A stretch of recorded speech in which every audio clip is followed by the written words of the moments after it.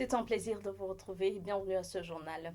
À la une, le Nigeria va aider le pays à atteindre son développement économique.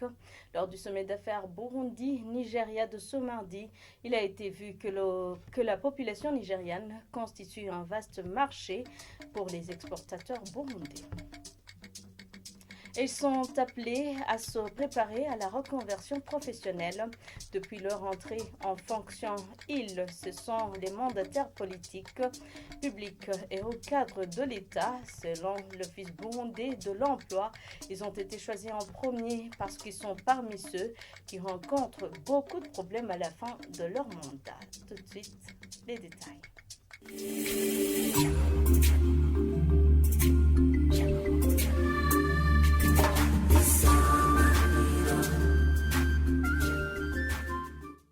Bienvenue encore une fois. Le Nigeria est un pays de plus de 100 millions de personnes, un marché potentiellement vaste pour les exportateurs burundais plutôt. Olivier Sougourou, président de la Chambre fédérale du commerce et de l'industrie du Burundi, l'a déclaré ce mardi lors du sommet d'affaires Burundi-Nigeria, un sommet officiellement ouvert par le président de la République, Évariste Ndayishimiye. Il ajoute que le Nigeria, déjà avancé dans plusieurs secteurs, va aider le pays à atteindre son développement économique. Suivez.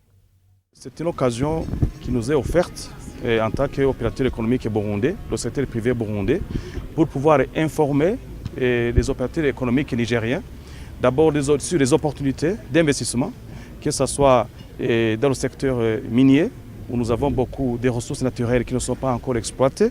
Il y a aussi le secteur agroalimentaire et le secteur de l'industrie de transformation agricole. Donc nous devons prendre cette opportunité pour que nous puissions occuper le marché de la zone continentale africaine ZLECAf. Et c'est aussi une occasion qui est offerte aux Burundais de pouvoir informer le secteur privé nigérien sur le nouveau code des investissements du Burundi et les incitations et les avantages qu'octroie ce document. Donc pour nous, c'est plutôt une opportunité que nous devons saisir au bon moment. Et comme vous le savez, il y a beaucoup de barrages hydroélectriques qui sont en phase de construction. Il y a déjà un barrage qui a été inauguré par le chef de l'État il n'y a pas longtemps sur la Luzibazit de 15 MW. Il y a aussi d'autres barrages qui sont en cours de construction, qui vont commencer à rentrer en production l'année prochaine. Il y en a d'autres aussi que nous pourrons avoir de l'énergie à partir de la sous-région, sur la Jijimurembo et sur Rusumo Falls, ainsi que le grand barrage de l'Éthiopie, où le Burundi pourra avoir autour de 200 MW. Alors je dirais que plutôt, c'est maintenant l'occasion pour le Burundi d'attirer les investissements dans le secteur de l'industrie, et nous sommes confiants que nous allons réussir ce pari. On n'a pas de souci pour ce qui est de la logistique. Comme vous l'avez entendu, le représentant le chef de la délégation du Nigeria, il a bien souligné que très bientôt il y aura un avion qui va venir directement du Nigeria à Bujumbura. Et nous allons aussi demander à ce qu'il y ait des cargos qui pourront transporter nos produits fabriqués au Burundi pour les acheminer sur le grand marché de plus de 100 millions d'habitants au Nigeria. Et aussi, je voulais vous mettre au courant que les transporteurs burundais, ils ont l'habitude, ils ont investi dans pas mal de camions qui pourront transporter les marchandises à partir de Dar es Salaam. Donc on n'a pas de souci à se faire sur ce point-là. Et connaître les obstacles aux investissements dans le domaine de la construction des barrages au Burundi pourra permettre le développement du secteur de l'énergie.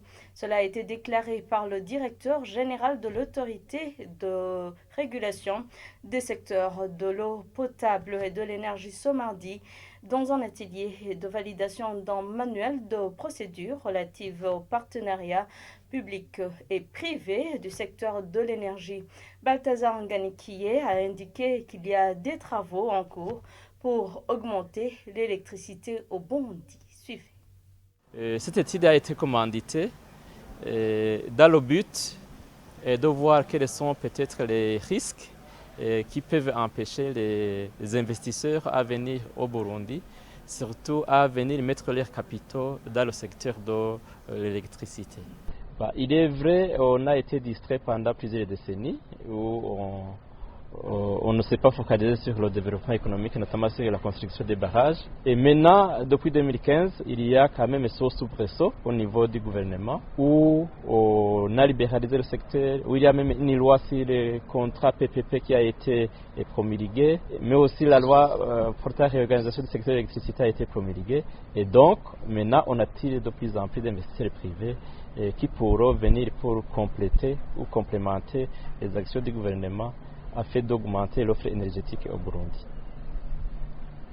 Peut-être pour essayer de donner plus d'espoir à la population, il y a un certain nombre de projets qui sont déjà avancés. Et vous l'avez remarqué, il y a quelques semaines, le président de la République est allé pour inaugurer la centrale hydroélectrique de Ruzibazi, qui donne déjà 15 MW. Et dans les prochains mois, parce que c'est en déjà une année, il y a la centrale hydroélectrique de Kaboussé, sur la rivière Kaburanto à Chibitoke, qui va nous donner 20 MW. Il y a un projet au niveau de la sous-région, le projet qu'on a appelé le Sumo Falls. C'est un projet régional qui est construit en même temps par 3 pays, le Burundi, la Tanzanie et le Rwanda, et qui va nous donner 27 MW au Burundi seulement. Il y a le projet Jiji Murembe qui va nous donner 49,5 MW. Et donc, il y a quand même des projets d'une certaine envergure assez intéressants et qui sont en phase d'aider le pays à accroître l'offre énergétique au Burundi.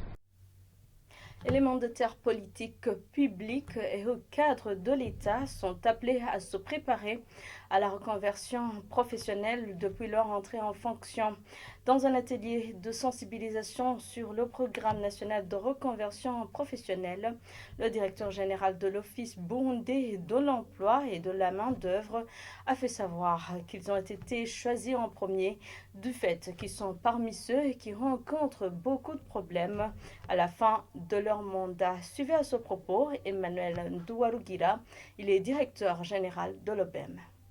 Nous avons remarqué qu'il y a d'une part un problème au niveau des mandataires politiques, publics et des hauts dignitaires de l'État à la fin de l'exercice de leur mandat. Vous savez, avoir occupé un poste de sénateur ou de député pendant 5 à 10 ans et qu'au retour, vous vous retrouvez au niveau de la fonction publique en train de chercher une réintégration qui n'en est pas sûre. Oui, il y a une loi qui dit que tout mandataire politique réintègre sans problème au niveau de la fonction publique, mais ce n'est toujours pas sûr parce que lorsque vous avez quitté la fonction publique, la place ne reste pas vacante.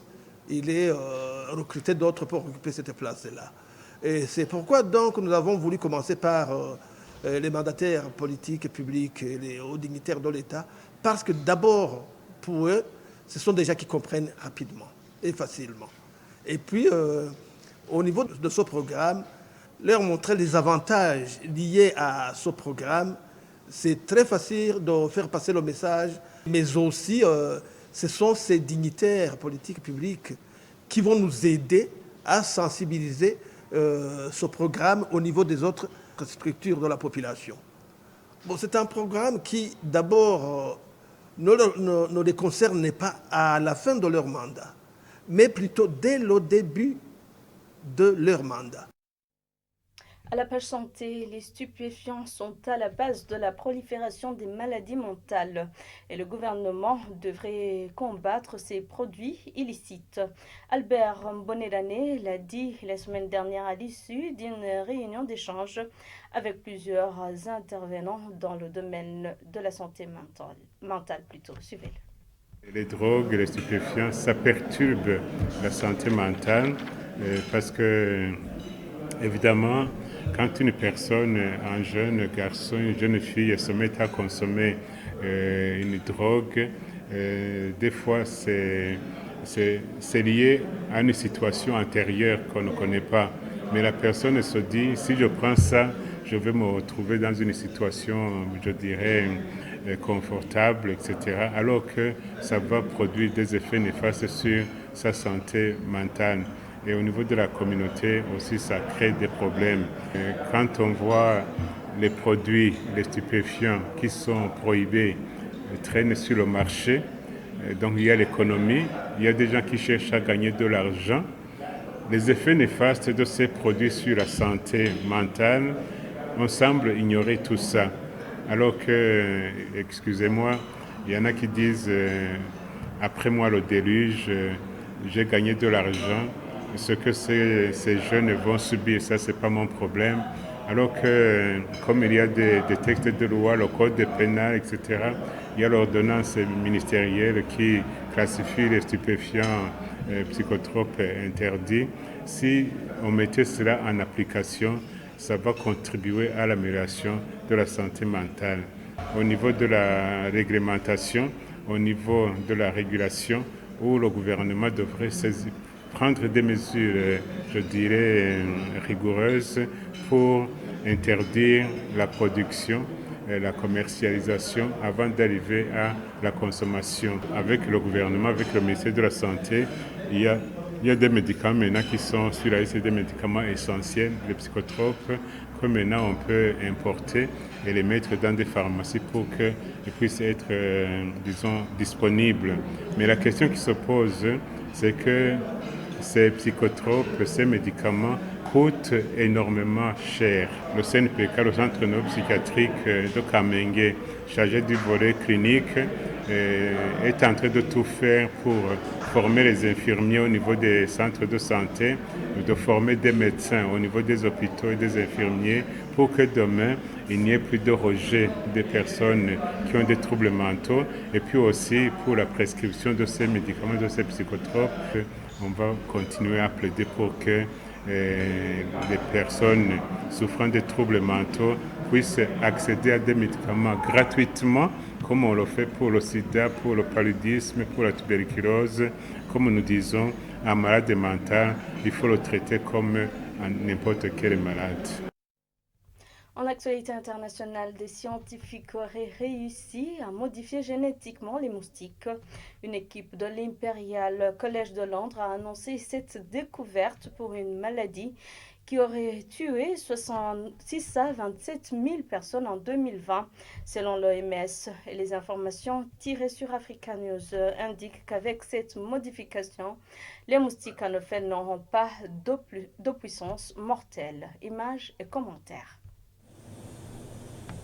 Une équipe de scientifiques basée à Londres indique qu'elle est parvenue à modifier génétiquement les moustiques porteurs du paludisme afin qu'ils ne puissent plus transmettre la maladie. Une découverte synonyme de bonne nouvelle pour le continent qui concentre la grande majorité des 241 millions de cas de paludisme recensés dans le monde en 2020 par l'OMS.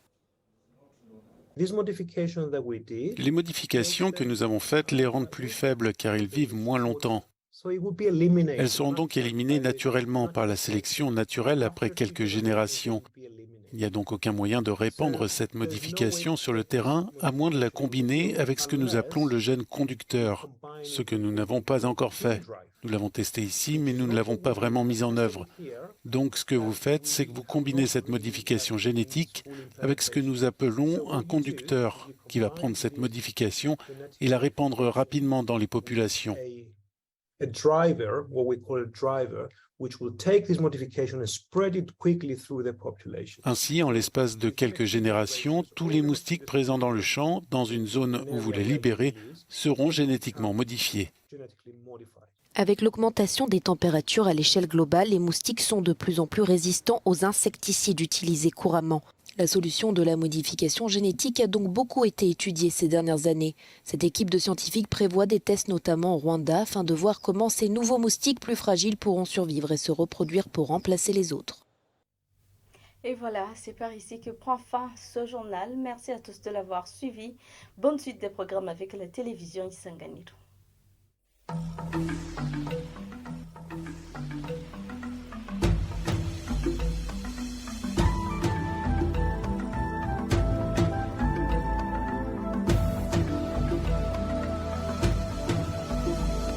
Isa